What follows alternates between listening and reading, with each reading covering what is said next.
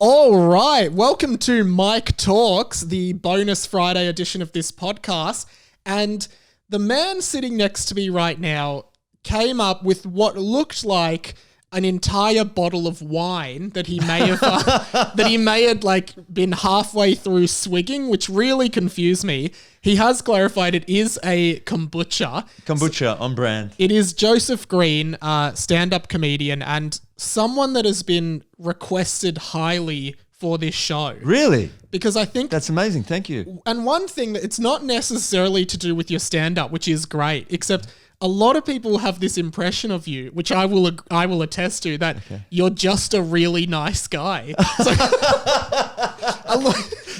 he's such a nice guy. Well, I said, hey guys, I'm thinking of asking Joseph Green to be on Mike Talks.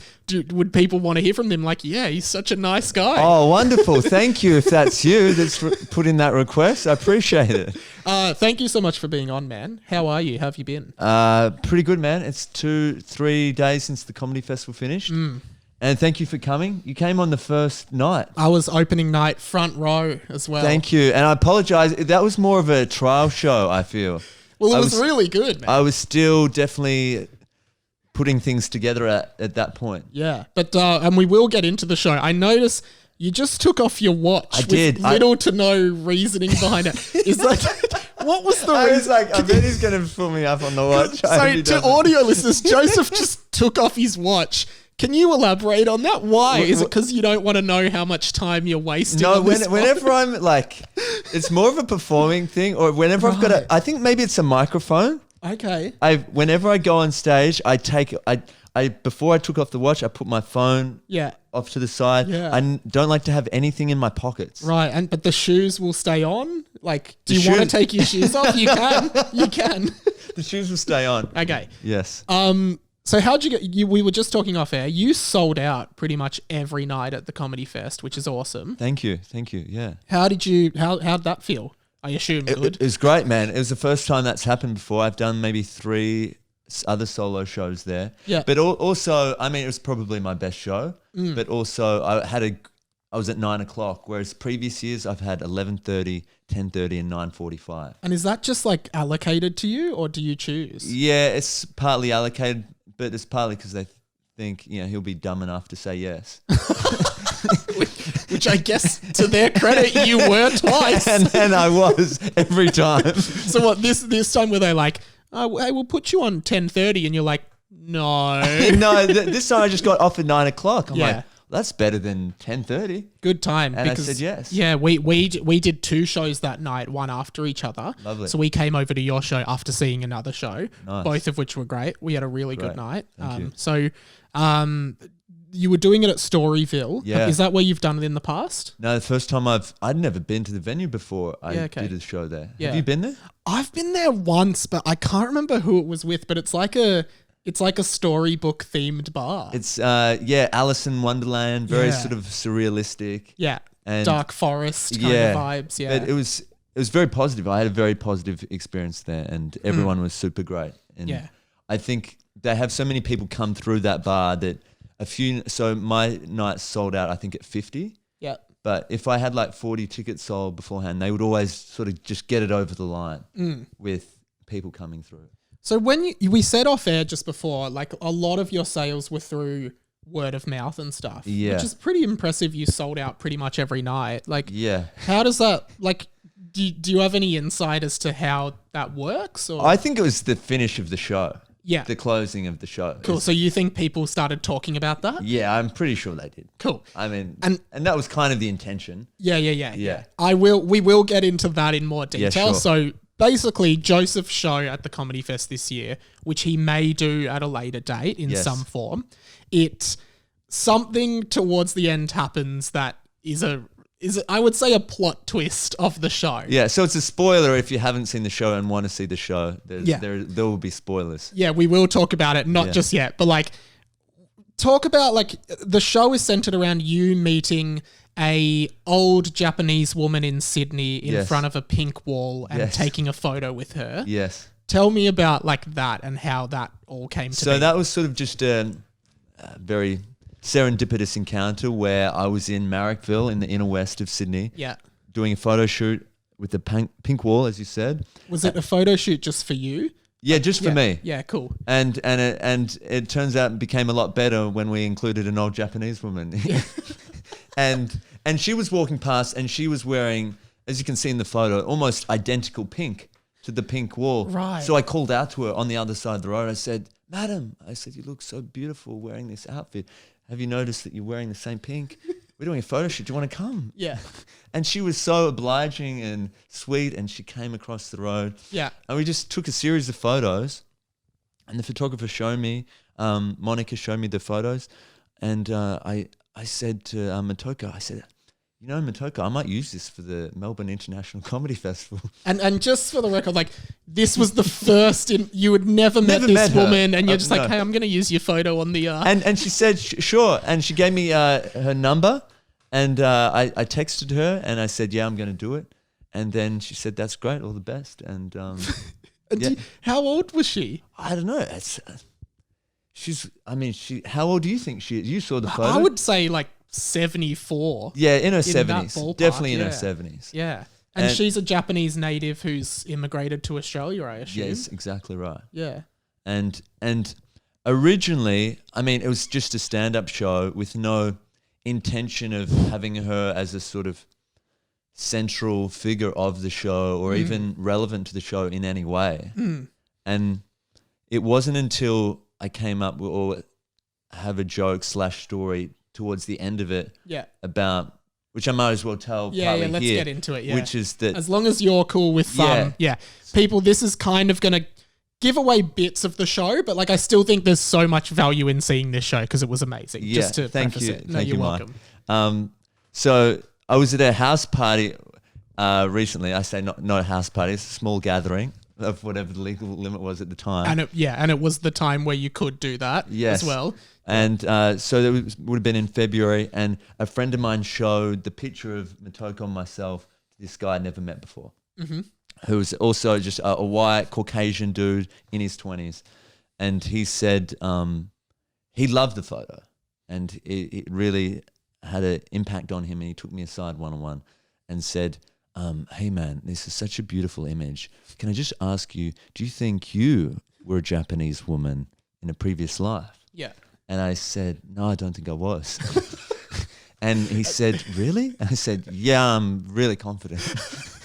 And he said, "I think you were. I really feel like you were." I said, Okay. What makes you so confident?" And he said, "Because I was." And... Can I just ask, are you the kind of person that like is into like spirituality and past lives? I look like reincarnation. I could be. Yeah. Which is enough for people just to come up and just tell me everything that they think and feel about that. Because if you don't know what Joseph looks like and you're just listening to the audio, Joseph kind of looks a bit like Jesus. Like you kind of look like what Jesus would be cast as in like a modern day a white Jesus, movie. Probably not the actual Jesus. Yeah, you'd be a white Jesus. Yeah. But so it would be like people would see you and be like, "Oh, this guy's totally into reincarnation." Absolutely. And, so that guy definitely felt that and took the liberty of assuming that, and told me that he was a Japanese woman himself, and that he sort of had a very good instinct for feeling when other people were, and he definitely felt that way about me. And don't you reckon with like the plethora of things you could have been in a past life, like of all the things, 2 Japanese women in one room, exactly. Like you could have been a cat, you could have been a tree, and that's really where that joke goes, which is that I'm like, so there we were, just 2 Japanese women at this house party in Fitzroy, hanging out, catching up, and it sort of jokes about that until the end of the joke is, it was the Saturday night, the Australian Open women's tennis final was taking place. And a friend of ours came outside and said, "Guys, you missed it. Naomi Osaka just won the Australian Open." And my new friend said, "Naomi Osaka." And he just smiled. And he said, "That's our girl." It's a bit of divine intervention there. If you ever needed a sign, that was it. Our great-great-great-granddaughter. And... so he did not say that though. Did he say that? He did. Oh my God. And and that's what I say on stage. And so I started telling that story, for about a month. And it was working well. And I thought how can I extend this joke? Gotcha. Because, you have a joke, goes for a few minutes, and you think, is there any more? It's like when you're making orange juice, you get a bit of juice out of it. You're like, is there anything else in it? Yeah, you're squeezing it. Yeah, and then I thought the only thing that could be funnier from here was if I get two Japanese women. And so then what happens in the show, also earlier within that story, I say that he brews his own kombucha. Yes. And his name is Dino. And this is the guy that said this to you. So there is an actual kombucha brewer in Melbourne called Dino. Quick shout, the good brew who sponsored the show. Unsponsored. But they sponsored my show. Did they actually? They did. No, they sponsored the show. That's why I got all this kombucha. I got to drink it. How did you get in touch with them? Well, I met him at a music festival. But Dino is the guy that said I was a Japanese. He didn't say that. Right. But I just sort of merged these people together. Gotcha. It's something he could say. And in fact, one night during the show, there was he's sitting in the audience, two people who were like, we know Dino. He would absolutely say that. That's totally something Dino would say. And then in the show, as you know, I say Dino's here tonight. And on that particular night, they're like, no, he's not here. And then I have a woman, a Yuko, who stands up and says, it's me, Dino. Yes. And she stands up as Dino, but she's a Japanese woman. And then she comes to the stage. I think a few things might have changed from that first show. Yeah, because the first show, and I guess, it was the first time you all did this. Yes. Like, I was really confused because I thought that there was a woman in the audience, and I guess this is the point. I thought there's a woman in the audience who happens to be a Japanese woman, and she's like, oh, I'm going to stand up and say something. And then I thought it was weird because she started walking towards you, didn't realize it was actually all part of the show. Yeah, so that's obviously that was the intention. Yeah. But also I found that I think on that first night, I was probably resisting her a lot, and I wanted her to be sort of disrupt the show like that. Yeah. But be like, no, you're not Dino. And she's like, no, it's me, Dino. Yeah. And then, I think a lot of us thought, because she was holding the kombucha, a lot of us thought she was drunk and gonna bottle you or something. That's what I was like, oh my God, is Joe about to get bottled on stage by this woman? Because you acted so well. Like, to me, it looked like you were like really confronted and like, oh my God, what's she gonna do? So I'm like, I was about to I was at the front. I was gonna like step in and be like, oh my God, if something happens here, I've got Joe's back. I'm gonna be on stage like cleaning up the blood and shit.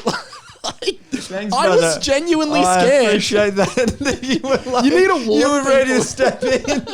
That would have been so funny if someone just took her out. I'm like, dude, no! I was just poor Yuko. I'm sitting there like, oh my God, I'm gonna have to do something. I'm friends with Joseph. Like, I can't just sit here. I love that I've got such good people that are ready to intervene. Yeah. But so because of that, I feel like people were like, what's going on, which is what I want a bit of. Yeah. But also what the alteration that we made is that by the time she gets close to me, I'm like, it is you, Dino. I can see that. It's Dino.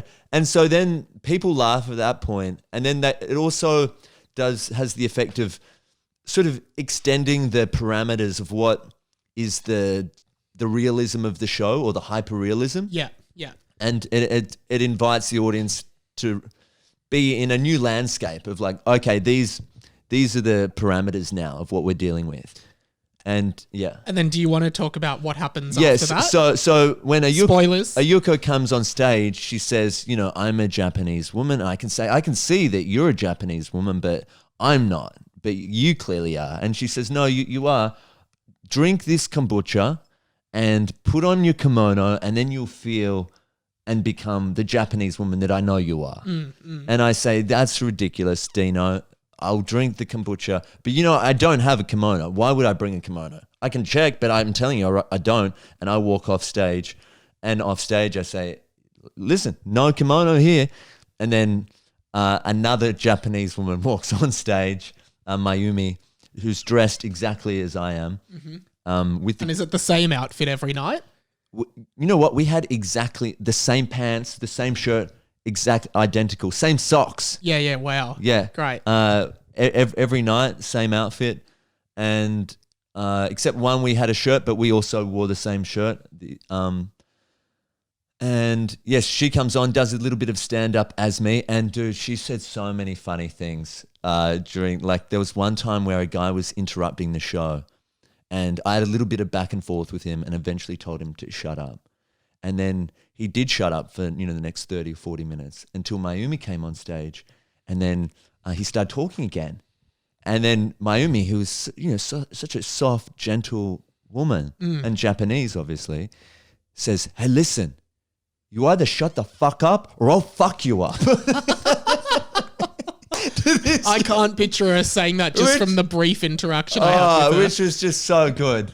When she cut loose like that, it was just so magical. And so I guess it must be an expensive production to have two other, because most stand-ups don't have to pay two other people to do stuff every night. So obviously I pay them every night to be there. Yeah. And beforehand I sort of reconciled it, if it doesn't work out, if it's not funny and the show doesn't go well, then it will be still a funny story that I spent almost a few $1,000s on just these Japanese women. For the next show. Yeah. But as it turns out, it worked out really well. So good, man. And just such a surprise. And then the actual finish would have been slightly different to what you saw. Yeah. So I leave the stage, obviously. She did less stand-up because she did long bits, I think, when you saw her. Mm-hmm. And so we cut that out as well, made it a bit tighter. Sure. And then at the end, she's like, I'm still on this spiritual journey and I've realized we're all one. Yeah. I am Joseph Green, but I'm a Japanese woman and you are Joseph Green and you and you and you and you are Joseph Green and you are. And she points at the back and then I enter through the back. And then I am Joseph Green. So good. And then the music comes up. We have that moment and then we start kissing. Yeah. It's so surreal. It goes from a pretty reasonably straightforward stand-up comedy act to suddenly this really almost absurdist meta thing within itself. And yeah. I really loved it. Thanks, brother. What it reminds me of you taking the photo of, is it Motoko? Motoko, yeah. Motoko, and making it your Comedy Fest artwork. It reminds me of, do you know the band Weezer? No, I don't. So Weezer's an old 90s punk band who still make music today. And in 2010, they released this album called Hurley, which the cover of that album was just a picture of the actor who played the character Hurley in Lost. And the reason they chose it was because the lead singer Rivers took a photo with him and just loved it so much that he made this photo of him, the album cover. That's amazing. Yeah, that really reminds me of what you did with Motoko. Yeah. How did you meet, and what's the name of the woman who does the stand-up after you? Mayumi. How did you meet her and how did these two women come into it? So Mayumi had done some stand-up beforehand and some cabaret, and I had met her once or twice before, maybe 5 years ago. Yeah. But how I got back in touch with her was that once I decided I wanted to use two Japanese women in this show, there's a website called Star Now. Yes. And I'd never done this, but if you're sort of doing a production, you can just say, I'm a director, and you're doing a paid production, and then you get sort of a free license to advertise that production. And so you can go, and then within that, you can also use their search engine. So I sort of just did women, Japan, Melbourne, 50 plus. Yeah. And had a list of Japanese women. Right. And I wrote all their names out. Then I added all of them on Facebook. Instead of contacting them on Star Now? Well, it's a little, maybe an intelligent person would have done that. But it felt like there were other steps, and I thought maybe they weren't going to check their Star Now accounts. Yeah. I thought Facebook might just be a bit more efficient. And so did you just add them and send them a DM? Yeah. I was just sliding into all of their DMs. I added so many Japanese women that, Facebook recommends friends. Yeah. It started recommending me other Japanese women. So just thinks you're in this network of Japanese women in Melbourne. Which is kind of what I am or was in for a while, and did meet up with quite a few.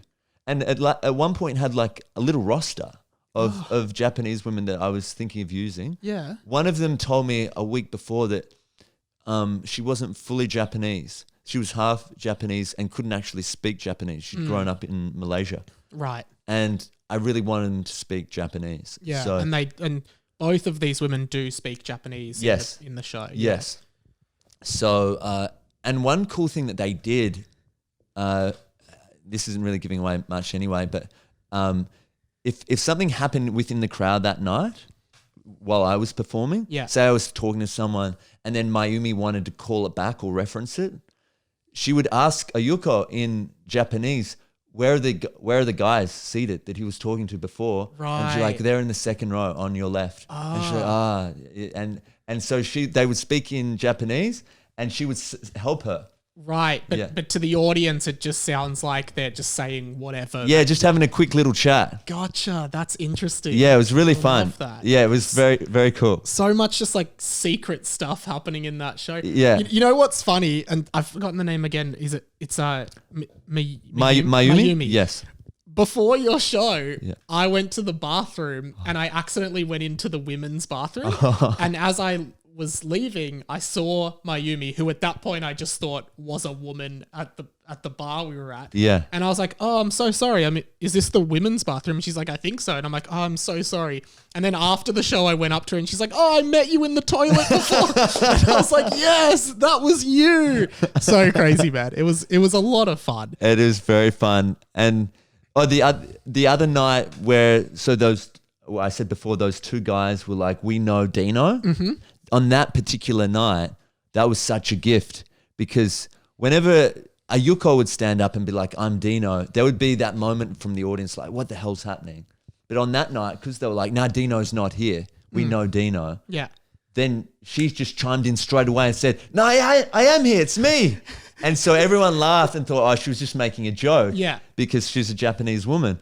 And then because she got such a big laugh and she hasn't done that much performing, she was so energized by it. She sort of, her eyes lit up and she started like bounding towards the stage. Wow. And I could just see her and she just had this energy about her. And she's like, take the kombucha, put on the kimono, and just bossing me around in such a like fun way. And so what do both of those women do with their lives? Like, are they, so you said she's not performed much. Like, does she want to be a performer? Ayuko, like, she does do like some extra work, which is, I guess, why she's on Star Now. Yeah. And some small little jobs like that. Yeah.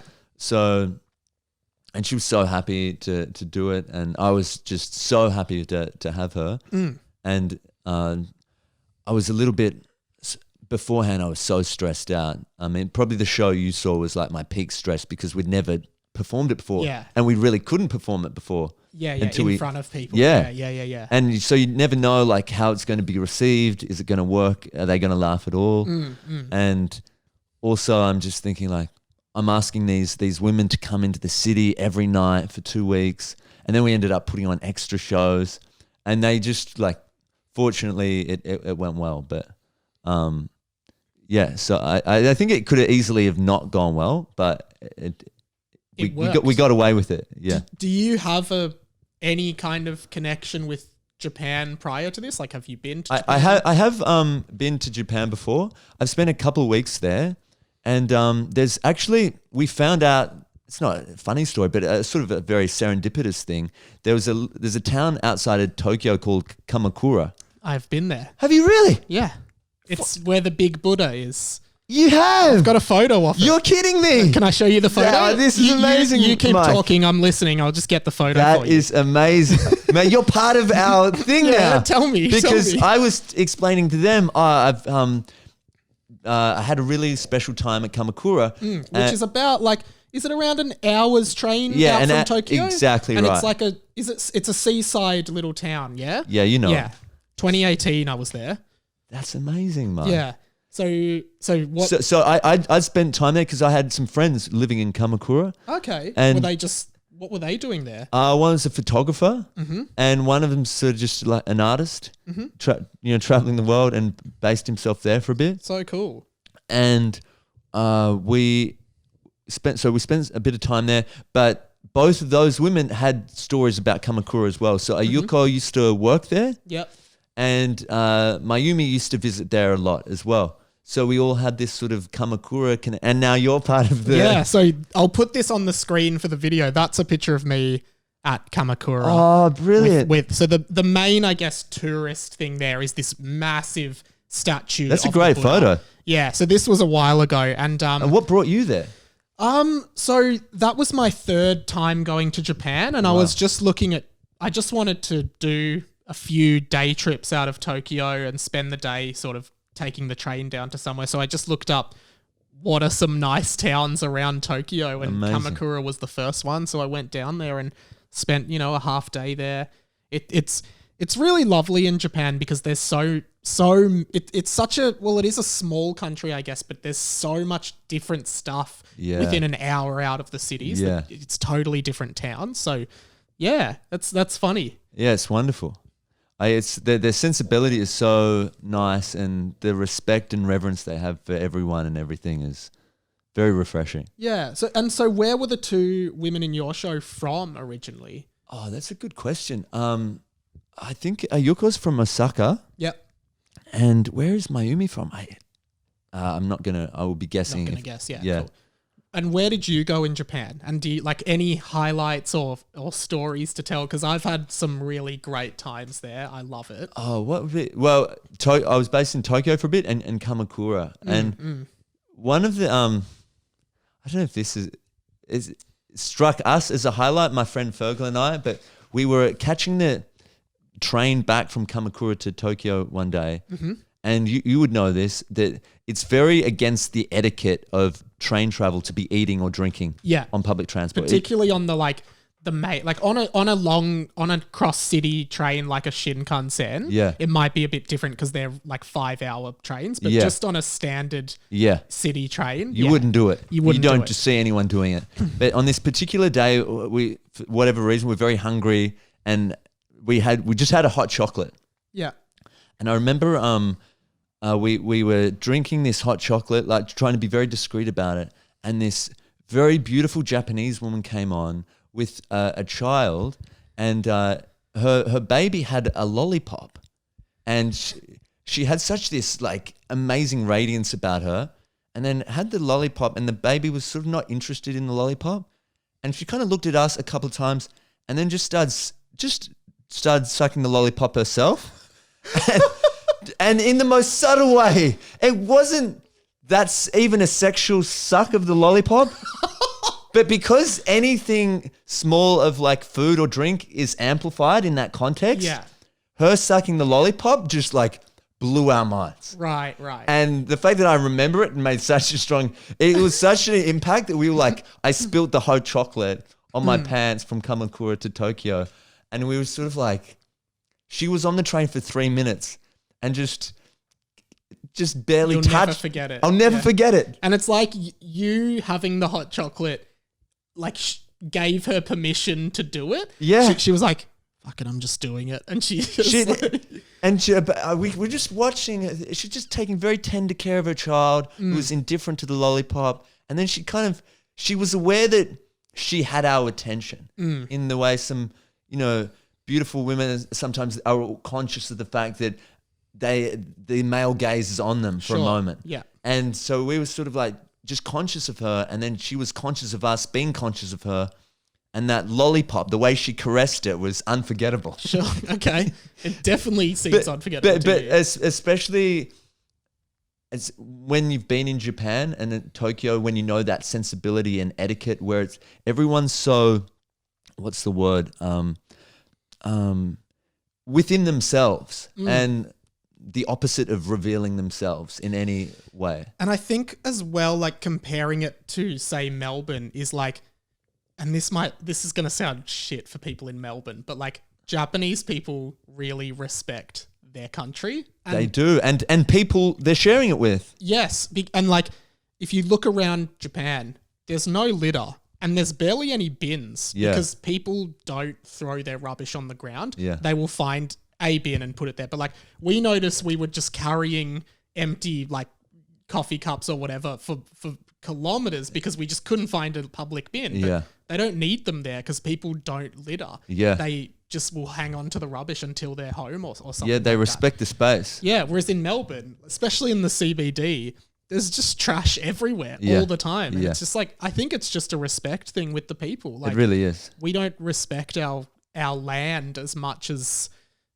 other countries may. Yeah, and I mean, it's, you could probably identify lots of reasons why that's the case, but even the fact that there's so many people in a condensed space, but and that doesn't happen in other parts of the world, you know, New York or other places where you still have a lot of density of people, but people not respecting it. There's something very uniquely Japanese that they have that. It's such a beautiful culture, and my dream is to retire and live in Tokyo. Really? Yeah. When did this dream emerge for you, Mike?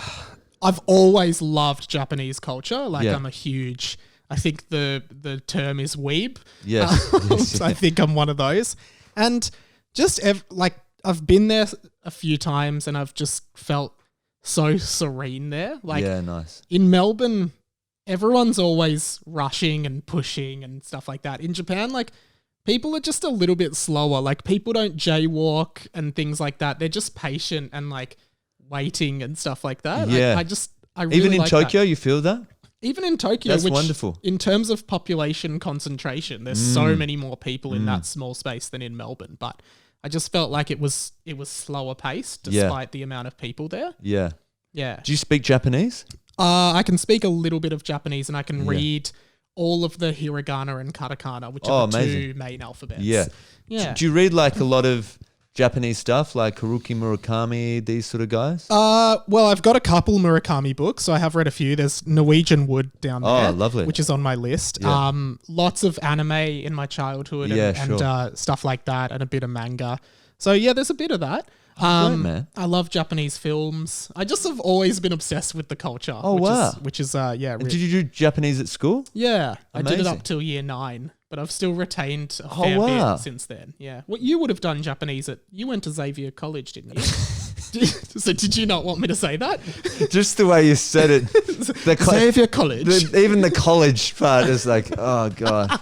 I really hate, I mean, it's a fine school, but I'm going to have to be careful here. I think it's got a reputation for producing a few douchebags. Hey man, do you know what school I went to? You went to St. Kevin's. Well, so how do you think I feel? We're both guilty. We've been in the news more than you have in the last 4 years. Oh yeah, actually you have, haven't you? Yeah. Couple but there's some great people to come from the school as well. And Charlie Clausen, who I work with on TOEFOP, he does TOEFOP with Will Anderson. He went to Xavier, which I only found out last year. And he's a good guy. He's a great guy. Great guy. So there's a few of us. I mean, you're great. I'm just putting Charlie's myself great. in the good category. But, you know, I actually went so long in my life not wanting to associate myself with the school. Yeah, interesting. And sorry, man. No, it's fine. I can cut all this. You know, that's fine. But it's like I was in New York in an acting class once, and there was this beautiful like Danish woman in the actress. Sure. And she came up to me and was like, "Oh, where in Australia are you from?" I said, I'm from Melbourne. And she said, "Oh, my husband's from Melbourne." I said, "Oh, what part of Melbourne?" And she said, "Oh, he's from Kew." I'm like, "I went to school in Kew." She's like, "So did he. Did you go to Xavier?" And I'm like, "Yes." And she's like, "Oh, he always talks about it. He always talks about how such a great school it is." I'm like, "Really?" And she's like, "Yeah, he never stops talking about it." I'm like, "So what does your husband do?" She's like, "Oh, he's a banker. We like live downtown just off Wall Street." Wow. So I'm like, this dude is like some investment banker in New York. He's got this like beautiful European wife, and all he's talking to her is about like, "Oh, baby, you should have seen my high school. we had 5 ovals. Bloody check out the Stevenson Centre." The Stevenson Centre is like the recreation centre. How do you know that? Because I grew up in Kew. I used to like Xavier. All my friends went to Xavier from primary school. That is such an obscure reference. Yeah, I know. You know they had to rename that. I do. Let's not go into that. But like, it's funny because I obviously went to St. Kevin's. People know that. Xavier was like, at the time I was at St. Kevin's, it was one of the cheaper private schools. Like Xavier has always been one of the most expensive. That's why we didn't go there. But St. Kevin's at the time was quite a cheap, one of the cheaper ones, considering the prices. But now it's right up there as well. I'm sure St. Kevin's is pretty expensive. Oh, it is. But you were on a scholarship as well. I was on a scholarship, but it's more expensive now than it was when we went. Well, I'm sure that's the case for everything, huh? I guess, yeah. Yeah. Well, there you go, guys. All right, Joseph, if you want to fuck me, if you want to fuck my opinions. Just because I'm like, this is, you're certainly like, just in case you're going to put Xavier and St. Kevin's in equal douchebag status, let's just be clear. Xavier's always been a hoity-toity fucking factory of assholes.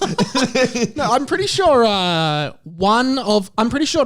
Gleisner, who is from Working Dog, he's the host of Have You Been Paying Attention. I'm pretty sure he went to Xavier College as well. I love it how you're trying to find like a few good people. Yeah, there's a couple of them. No, and there are people from the school that I love dearly as well. Yeah, but there are things that I'm Name one. No, I'm joking. I'm joking. Oh, Joseph Valente. He's same first name as you. Sounds pretty made up. What was the surname? Delente. What the hell? That is so made up.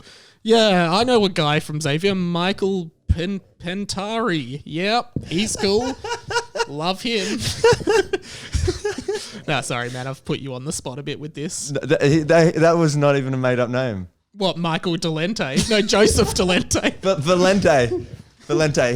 I'm just doing it on literally the last person who came to one of my shows. Actually, what year did you graduate? Oh, ages ago. Do you want to say? I can say 03. Okay, interesting, because one of my friends went to Xavier College and is probably around your age. Yeah, what's his name? His name's Michael Quirk. Quirk? He is now a policeman, but he was the drummer in a band called City Calm Down, which is a really cool Australian band. Oh, Michael Quirk. I was thinking of Michael Quick. Do you know Michael Quirk? Nah. It's close. So who's Michael Quick? He was a guy on my year level. Okay. He was the first person to show me pornography. And tell us about that. It was back in the CD-ROM days. Was this in the Stevenson Centre? No, it was like probably in maths class. Yeah. And it was like Debbie Does Dallas. Ah, yes. On CD-ROM. And it was like people was just like, download it, pass it on. Wow. And Quick was sitting next to me. And he's like, take this. I was like, what's this? He's like, it's Debbie Does Dallas. I was like, what is that? He's like, just download it. You'll thank me later. What a scoop. Did you thank him? I guess I did. If I didn't, thank you now. To Michael Quick. Not Michael Quirk. Belated gratitude for Michael Quick. Yeah, wow. Debbie Does Dallas. And then who's the person who starred in that film was Jenna Jameson. Yeah, I know your story with Jenna Jameson. Do you? Yeah, because we should talk about this. The first time I met you. Oh God. Well, I met you like probably 4 or 5 years ago now. And you came on Luke and Lewis's radio show, and I'm pretty sure the story you told was the Jenna Jameson story.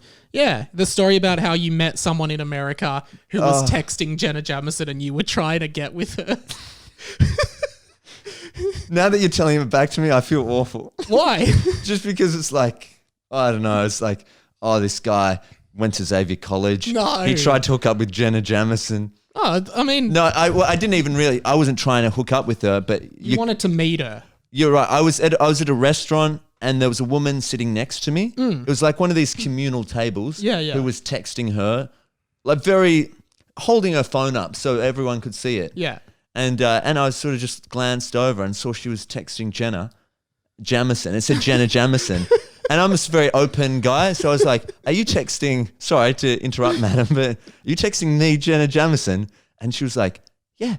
I'm like, really? You know Jenna Jameson? She's like, yeah. I'm like, why are you texting her? And she said, oh, she's thinking of coming here right now. I'm like, whoa. And I was kind of like on a date on that night. One of these dates where I didn't know it was a date. Oh. Like I thought I was just catching up as friends with this girl. Okay. But I think for her, she thought it was a date. And and I'm getting excited about Jenna Jameson coming to join us because she said, oh, Jenna's going to come. And then she messaged the girl saying, there's this Aussie bloke, he really wants to meet you. And she's like, I love Aussies. Yeah. But I think it's totally fair that, like, if you were sitting next to someone who was texting, like, I don't know, Matt Damon, you'd be like, oh, are you texting Matt Damon? Exactly. Like, it's just the star factor. Yeah. You're just like, what are the chances? You just asked that. What are the chances? The name of your show. I can't believe I said that. It seems so lame. No, but it's like, I think that's a reasonable thing to do. You want to meet someone famous. That's pretty cool. You know, on that thing, what are the chances? My mum came on the second or third night. And before she said like anything about the show, like, oh, it was nice, sweetheart, or well done, or anything like that, the first thing she said, sweetheart, I've got an idea that's just going to take the show to another level. Yeah. I said, oh, what's that? And she said, oh, at the end of every joke, just pause and then just say to the audience, what are the chances? Which, like, I'm sorry, Mrs. Green, would be a horrible idea, right? Exactly. Thank you, Mike. I said, no, it's not necessary. What are the chances? Today I bloody went to the shops. My card got declined. What are the chances? And I said, I'm not doing that. And she said, but I said, why would I do that? She said, sweetheart, it's the title of the show. I said, I know that. I made the title. And she said, okay. If you don't want the extra laughs, I guess you don't want the extra laughs. It's just like how Will Anderson at the end of all his jokes goes, Will Eagle. Like, just a reminder. That would be great. I would love to see Will do that. I've got a, speaking of that date, the non-date you were on with Jenna Jameson, Jenna never came. She never came. Well, she might have come, but the girl wanted to leave. And I saw she was a bit upset, and I thought I still want to be nice to this woman I'm with. So I had this. This is back to Japan. I hope it's okay if I. Let's go back to Japan. Back to Japan. 10-hour flight. We're here. The local time is this. Anyway, cool. Sorry. I was hanging out with this girl in Japan who's still a good friend of mine and lives in Melbourne now, but she lived in Byron at the time, and we met and like went out for drinks and stuff and went out clubbing and stuff, and it was awesome. And the next morning I had a train booked to go down to Hiroshima, and we woke up and she was like, oh my God. And she was like flying out of Japan to Byron the next day. And she's like, I think I've left my bag with my passport and like everything at the club we were at last night. And I was like, oh my God, like I have to get on this train. And then we were both like, I think we were just both so drunk. We have no idea what the club we were at last night is. And then what happened was I was on the train basically like trying to piece together the night through like videos and photos that had been taken. A detective routine. We basically had to sleuth it to find what the bar was that we went to, right? And she went to one bar and realized that the guy who worked at that bar had taken us to that club after he closed the bar. So she found that bar through the photos of him and showing it to people like, do you know this guy? He's my only ticket to finding my passport. Oh my God. She then like found that guy. He said, oh yeah, I took you to this club. He walked her to that club and found the bag, luckily, and was able to fly out. But like, that's incredible. It was in my opinion, it was one of the biggest successes of social media. Like, absolutely, just piecing this all together. Me on a train being like, here is all the information I have on record. What time did she fly out? She was flying the day after that. Oh, the day after. So she had 24 hours, but hustling hard. Yeah. Wow. It's one of my favorite stories. We're coming to the end, but sure. I have a routine question that I ask everyone. So, and this, I say we're coming to the end. It generally takes like 10 minutes for this question. Okay. It's a big one. So what is one movie, book, album, and if you're so inclined, video game that you think that everyone should watch, read, listen to, and play in their lifetime? Okay. Take your time, but preferably not silence because that's bad. Yeah, so album is Kind of Blue by Miles Davis. Okay. It's a classic. In jazz it's pretty iconic and nothing sort of out of the, it's not an obscure choice, but it's, just as a whole composition, I really love it. And does Miles Davis does he sing or is it all instrumental? It's all instrumental. Cool. But it's just, I don't know, there's just something very nourishing and fortifying about that album, especially when you listen to it as a whole. And people don't really listen to many albums as a whole anymore, I feel. And when did you discover that album? Like, how long has it been a part of your life? I mean, I don't know. My auntie is really into Miles Davis, but I think it's a good question. I think maybe 7 years ago when I was living in New York, or coming back to Melbourne and wanting to sort of retain the sensibility. And it has a bit of that like grit and grime and like dirty elegance that I associate with, different places there. Cool. So that's one album. And do you know what year that's from, or around? I reckon 1964. 1964. 64, okay. It could, within 5 years of that. Yeah, cool. And what book? Maybe Catcher in the Rye. Oh, yeah. Holden Caulfield. Yes. Is that it? Yeah, you got it straight away, man. There's a Green Day song called Who Wrote Holden Caulfield? I love that which title. Which is a reference to, I guess, Catcher in the Rye. Yeah, of course. Yeah. Which I read at school. And I mean, you probably relate to it. It's just like you're at some like fancy school and you're just hating the sort of everyone else there, which is kind of how I felt a little bit there, but sure. Tapped into that mentality. It's a good outsider's book, I guess. Book, album, movie, and then if inclined, video game. Video game.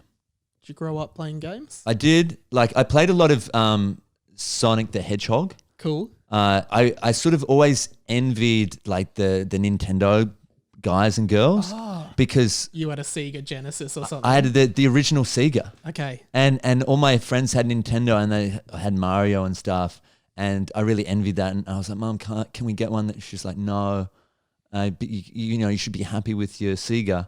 And then only till I grew up did I appreciate my own origin story of being a Sonic the Hedgehog boy. Yeah. And realize, that's got its own, quality to it as well. Did you see the Sonic the Hedgehog live action movie that came out a few years ago? I haven't. Is it great? Oh, it's fun. You should watch it. I should. I think you'd get a lot out of it. Oh, lovely. Yeah, I will. On that recommendation. Yeah. But there was a Pokemon game, I think, on Xbox or Nintendo. It definitely wouldn't have been Xbox because they're only on Nintendo. Oh, okay, then it's definitely Nintendo. It must have been the 64. Yeah. But I often talk about this game.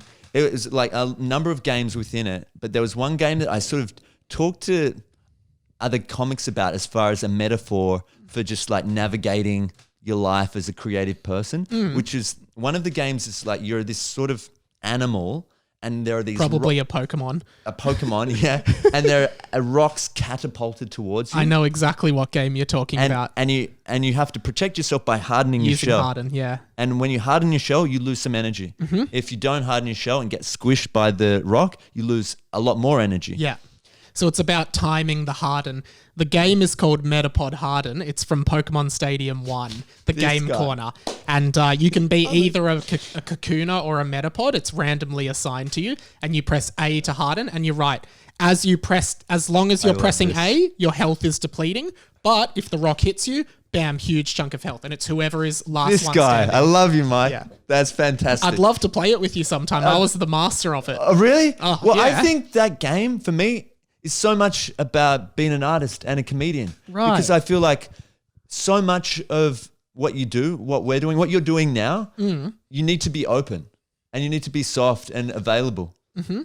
But there are certain times where you need to like have your boundaries up and your shell up and protect yourself. Yeah. And I think, especially, in stand-up, well, that's what I know the best, is that it can be tough, like just grinding it out. And sometimes you just got to be careful with your energy and looking after yourself, but you can't let that encroach upon you being open.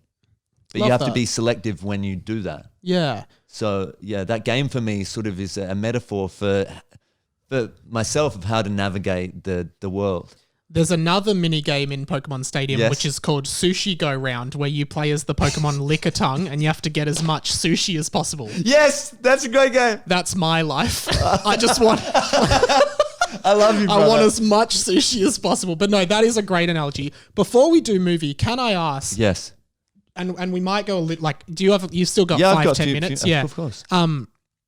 What is your journey as a creative? I guess do you struggle with that ever? Like, because sometimes I struggle balancing creativity with earning a living to survive and things like that. Of course. I love all my jobs. Yeah. So it's not really an issue, but there's definitely always that creator's struggle, I guess. Yes. How do you feel about that? Oof. I mean, that's such a big topic. Well, I asked it. Yes. You answer it. Well, how do I feel about it? Yeah. Or how do you see that in your journey? So my journey is like a big zigzag journey. I mean, one of the things in the show that I kind of touched upon in that first show you saw, but sort of found the funny moments better, I think, as the show progressed, which was just about like the fact that I'd been doing arts law for like 5 years and was at the end of right near the end of the degree, and then thought, I just want to do something else, and then trying to make that work, and then feeling like you sort of oscillate between feeling, I'm making some progress, and then thinking, I'm just failing miserably here, and then actually I'm making some progress, and so part of like the story you tell yourself within that is, it's so soppy, but just being gentler to yourself within that journey, and part of it is that metaphor of the Pokemon game, and then I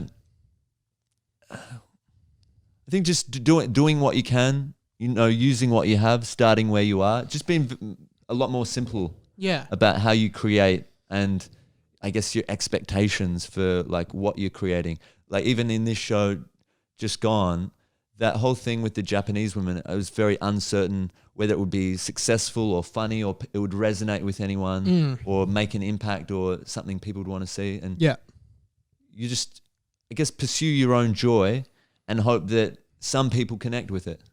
Can I ask, and I think I know the answer to that, but I could know the answer to this, but I could be wrong. When you finished in 2003 at the school that you went to, yes, you mentioned you went into arts law. Yes. Did you feel at that point in 2003 that did you want to, or did you feel like you could be a comedian or a creative? So I didn't go straight into arts law. Okay. I started playing football in the VFL when I left school. Man of every talent here. Not really. Arts law, like footy player. No, it's actually comedian. Model. Jesus. I had a similar journey to one of your old schoolmates, Vance Joy. Yeah. Yep. So we both played. Did you know Vance? I didn't know him. I think I was a few years ahead of him. But yeah, I think he was 2007. Yeah, because we both played at Coburg in the VFL. Gotcha. And then we both did arts law at Monash. And do you know Oliver Coleman by any chance? I don't.